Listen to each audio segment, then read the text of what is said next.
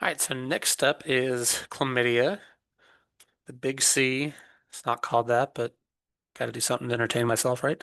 So, chlamydia, this is caused by a bacteria called Chlamydia trachomatis. That's convenient, right? It's called chlamydia and it's caused by a bacteria called chlamydia. That works out well.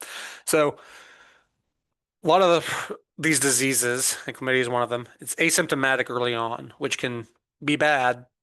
I mean, it seems like it wouldn't be bad because you say, oh, no symptoms, that's great, but can lead to worse infections longer term and mean you don't realize it, and that also you can spread them easier. So, yeah, it's kind of bad that they're asymptomatic because then people end up spreading them and then it gets worse and you can have worse consequences because they're not treated until later. So, when the symptoms do occur, it's usually dysuria, oliguria, vaginal, urethral discharge. Um, it's usually they have any discharge, it's like a white or kind of yellowish discharge. You can also see it on cervical exams. It might be on like the cervix. So we get a diagnosis through samples from urine or discharge from either the endocervix or the urethra. And then how do we treat it?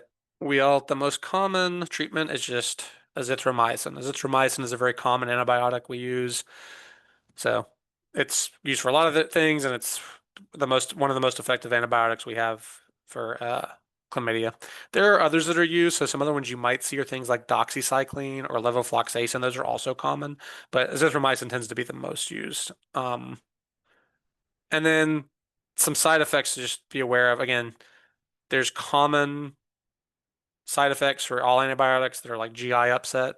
But with chlamydia, some other things to pay attention to if somebody's getting antibiotic treatment is heart palpitations or liver problems. Depending, as the bacteria dies, it can kind of cause some of these. So you just want to be aware that it might cause their heart tachycardia and like heart palpitations and stuff, and to just be monitoring for that. And as I mentioned before, we want to treat both partners at the same time because if we don't, then they can pass it back and forth, and we don't want that.